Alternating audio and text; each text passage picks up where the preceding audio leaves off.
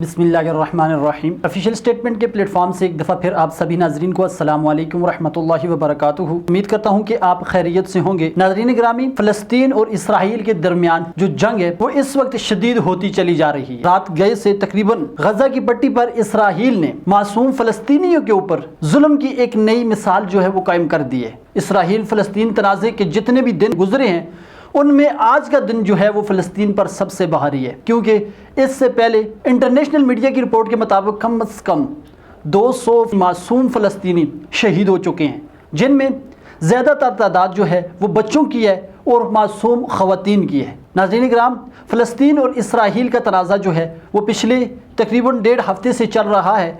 फ़लस्तीन जो है वो दहशत गर्दाना कार्रवाइयाँ कर रहा है। दिन दिहाड़े या रात की तारीकी में कोई भी ऐसा मौका अपने हाथ से जाने नहीं देता जिस वक्त वो फ़लस्तीन पर चढ़ नहीं दौड़ता। फ़लस्तीन के मासूम शहरियों को, जिनमें बेशतर बच्चे और ख़वातीन हैं, कत्ले आम का जो सिलसिला है वो जारी है। और इसमें सबसे जो अहम बात है कि उम्मत मुस्लिमा की खामोशी है। मीडिया रिपोर्ट्स के मुताबिक आप देख रहे होंगे कि बरतानिया में, इंग्लैंड में, ऑस्ट्रेलिया में, तकरीबन जितने भी यूरोपीय ममालिक हैं और जितने भी मुस्लिम कंट्रीज़ हैं वहाँ पर एहतजाज हो रहे हैं। फ़लस्तीन के साथ हज़ारे यकजहती के लिए रैलियाँ निकाली जा रही हैं, तकरीबात मुनक्किद की जा रही हैं। लेकिन ये एक ऐसा वक्त आ पहुँचा है कि यहाँ पर सिर्फ रैलियाँ निकालने से, एहतजाज करने से या सोशल मीडिया या मीडिया पर बैठकर आवाज़ बुलंद करने से काम नहीं होता। यहाँ पर अमली जो हिकमत अमली है, जो अमली इक़दाम है, उसके हवाले से हिकमत अमली तय करने का वक्त आ पहुँचा है। इस वक्त इसराइल जो है वो अपने पूरे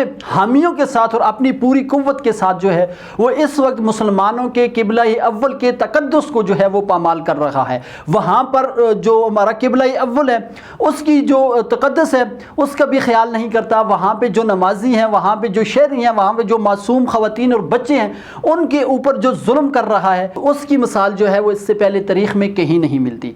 इस वक्त OIC का इजलास भी हुआ, लेकिन OIC की इजलास में कोई भी हिकमत अमली जो है वो तैयार नहीं की गई। महज जो है वो बातें ही की गई, महज जो है वो जोशीली तकरीरें ही की गई। OIC जो तंजीम है इसमें टोटल 54 मुल्क है। 54 मुल्क में से जो 50 मुल्क हैं वो तो इसराइल के दोस्त हैं। नई नई दोस्तियाँ हुई हैं, नए नए सफारती और जो है कारोबारी ताल्लुकात जो है वो कायम हुए हैं। वो लोग कैसे इसराइल के ख़िलाफ़ बात कर सकते हैं? वो लोग कैसे इसराइल के ख़िलाफ़ जो है वो मैदानी हिकमत अमली जो है वो तैयार कर सकते हैं?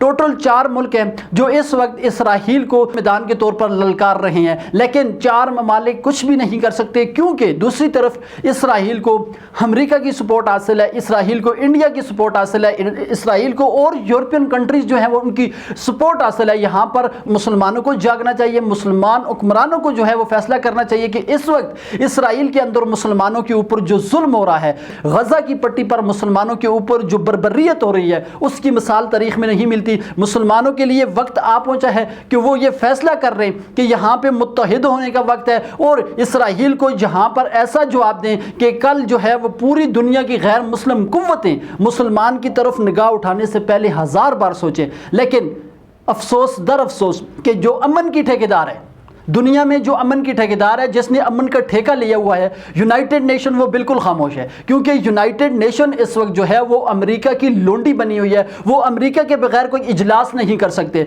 लेकिन बहरहाल पाकिस्तान की भरपूर कोशिश के बाद चीन की मुआवनत से जो है वो यूनाइटेड नेशन का इजलास बुलाया गया। खैर इजलास जो है वो भी ऑनलाइन ही हुआ, तो तकरीबन जितने भी ममालिक थे उन्होंने इस इजलास में शिरकत की। तो चीन ने जो है वहाँ पर वाज़े मौक़िफ़ दिया कि इसराइल को सोचना चाहिए, इसराइल को इस जंग से पीछे होना चाहिए, क्योंकि इस जंग के जो नुकसानात हैं वो देर पा होंगे। चीन को जो है मिल बैठकर दोनों ममालिक को अपनी जो हदूद है तकसीम करनी चाहिए।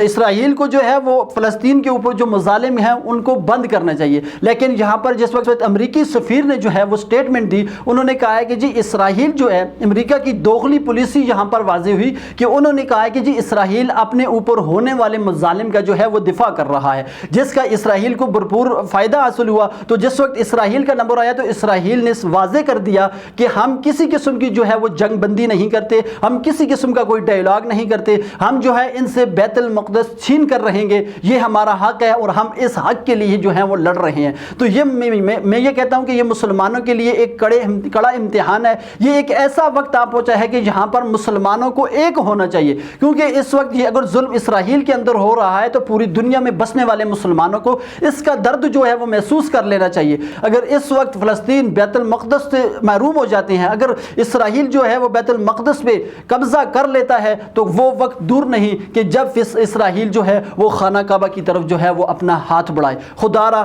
ایک ہونے کا وقت آ چکا ہے، ایک ہو جائیے اور فلسطین کے لیے جو ہے وہ مربوط حکمت عملی تیار کر کے فلسطین کو اینٹ کا جواب جو ہے وہ پتھر سے دیں۔